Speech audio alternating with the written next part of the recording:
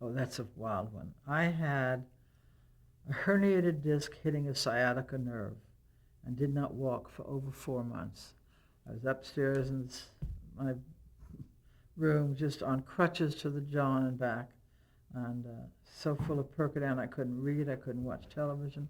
It was and great pain, and it was very sad. And then someone, and I can't remember who it was, said they had just read for a part on a show called Remington Steele, and they were very wrong for it, but that I was absolutely perfect for it. Well, hello.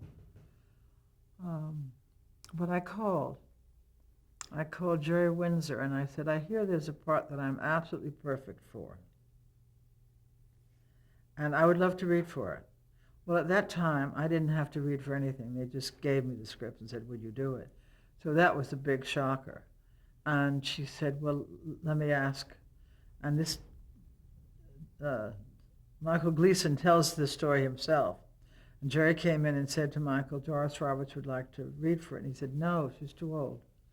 And she said, I don't know what to do. I'm so embarrassed. How do I tell her she can't read? And she offered to read, and she doesn't need to read, He said, let her read. I had a brace that I wore from my shoulder to my hip of steel in order for me to sit up and not be in excruciating pain. And I wore a muumuu, a big, fat muumuu. And I went in, and I knocked their socks off. And he said, oh, my God. And this was the finalists that had come in that morning. There were 5 women who were finalists, some of them my friends. And he said, oh, my God. He said, we're going to go to business affairs on this right away. And he said, could you fly to Mexico on Saturday? I said, sure, why? He said, well, you got to get clothes and stuff like that. And I said, sure.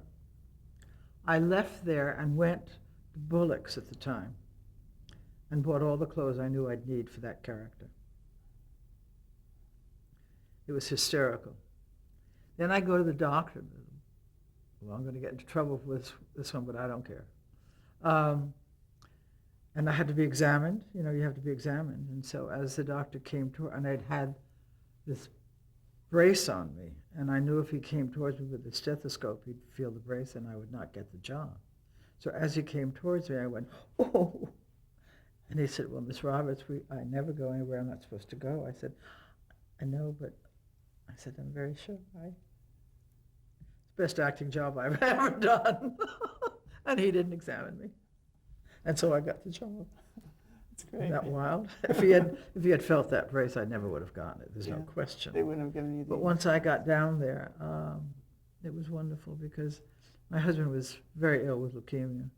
And I was able to swim and relax, and I was acting, and I felt really good. And he was in remission, I was told. And I took the brace off, which was great.